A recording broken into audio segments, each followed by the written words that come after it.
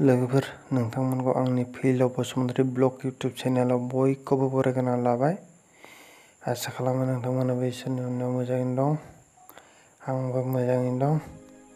दिनै भिडिअ'आनो जाबाय जोबोद दुखुनांथाव भिडिअ'।